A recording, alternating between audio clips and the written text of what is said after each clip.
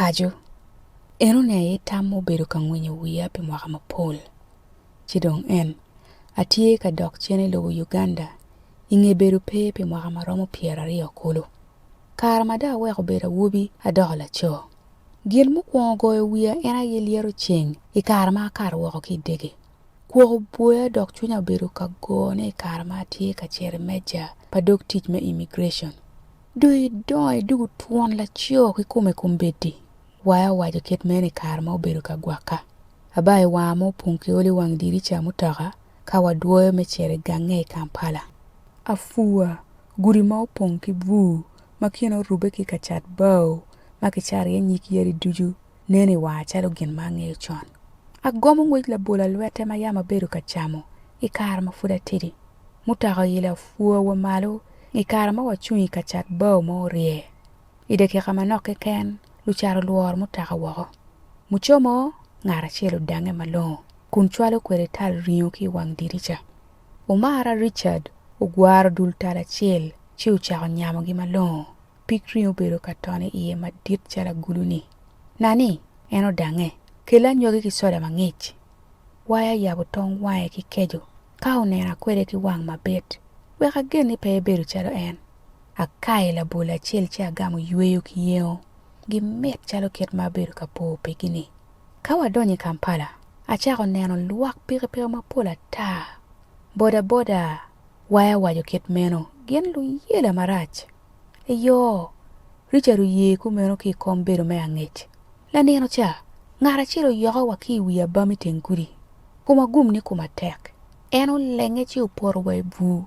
Kimeno eno tung ki nyero ma weko wandu yu wachako nyero. Ikara ma wa ogang, wano yub me jol makiro poke. Uchaka ki jo mo tegi ma wigi upong kilwa. Naka wa ilaten matiri ma futfonyo wara fonya. Ento tiko poro peny. Ma obedo ka yomo chuindano. Kitinye malo, Doris, mot uncle. Kinyura bolo otwa mapola ta, ma wia beno wilo kinyingi. Kidok bene kara duju, habedo kano la peny mapol, uchake ki, tika wii poi kuma? Meri kumogo madok kwako kuma. Doi nyome kidako morche. Uruone, an wane waya wachako wot chon, pikara mutoka mao peke gudi, machero Kampala. Wachere office panera kong mukwo, kadong wabino iri chim. En maro tit kinying mugo machegu chalo, LC1, Kao, Nema. Ento pikumbedi, entie kachero kachone pi National Identity Card. Wa kunu chawario meo diko, kawa donyi kin luak jo maorie line chon. Ikina kacha angwen meo diko, unodong waberi nyim ofisa, mao beru kangie warga pa waya ki wachkum. Ikar mo yin kilok matie ye, eno wajo ki waya ni, uket la nyik chie matunga cham, ichuma la di ching. Eno ngiyo wang computer laptop mamege manok, chi ujinyo waya. Petie ka kwano ne, eno malu ka odiyo ching waya piny matek. Ket la nyik chie matung chani. Fut penen, kituon eno mechero ka yinyo kony. Kado tero kar malachu twal, matamani wiyedo wilo ikumwa.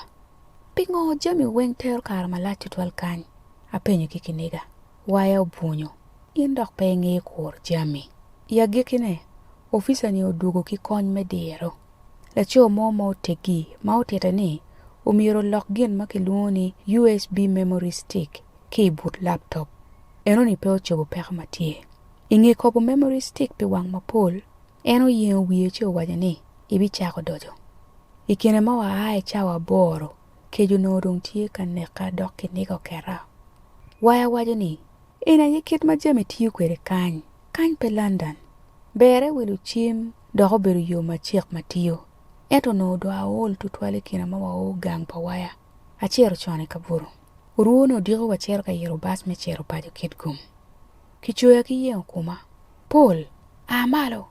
Richard uchung malo. Wainen chalo chunya piyom. Kitero Dorisi od yat. Entie kiliero matek. Ikare ma malo ki wang meneno. Eno tero ni waya no do mogo. Pe mechoya ki neno. Gieno wuburi od yat. Eno mede. Umira te jami mogo. Bien wachere. Wano waya tiyo bedo kama ke kori ye kony. Ikelo insurance card da? Eno penyo. Ma waya nen chalo peko tiye. Richard uyen wiye me ye. En ogamo chu loko ki daka ma tye ing'e meja kama kijolo iye dano. I kare ma odugo, en otero ni en aye obuchulo pi yat. Wakuro, pe tye ng'at mo i kinwa ma tye ki mir me lok. Aneno cawana oromo ca abung'wen ki nucu me odiko, dok wanga do odoko pek ki neno. I kare ma ayabo waya tye ka lok ki cinge ki laco mo ma oruko koti matar, nen calo bedo daktar. Richard okwelo lok ni, Doris uto. Ing'e neno aryo, wacero kit kum kayek. Awinyo luor i chunya pi waya. En neno calo ool tutwal, kun en aye omiro mok tan duju. En aye bene tye ka chulo pi pola jami. Amiyo but kony ma twero. Charo wa lumule tye kit ma wiya po kwede. Lumu bia ma pojo ma kino opong ki yadi muyeme, ma cho ma kogi tye nono labongo chati, bedi tere ka galo wangi ki diecheng. Jo mukene tuko ka rata, mukene giburu ping ka nene wi lum. Watie ki wil dano mugure marom piera biji wiliel. Latel lega ma obedo laco ma chik, ma ogure ma oruko maraya wang ma nen chalo tidi tutwal ka ipor ki wang. Tie ka kok tutwal, pito mo kwanyo kwo pala ten ma fu tidi kit man. Eto en nge atini, Doris kumberi dong tie nge ruotwa, kun tie ka neno wa ping kany. Amen. Wa ai wao tieno, kun yup me lielo no dong tie ka doko kwe madit. Ikar ma bedo kama kikuri ye donye dege iba dege. Loka ngea mo kati ki maraya television madit. Minister mo tie ka lok ki yom chuny madit. Ikum jami mabejo magamente do timo. Wayubu gudi mapol, odi yari, umiere bet kia waka. Eno wajo, kun miyo tambot la cho loka ngea mo, mauno nen chalo tie kia kala kala. Arubu kawa na, tam wiyo rio, udwaka chene kum Doris.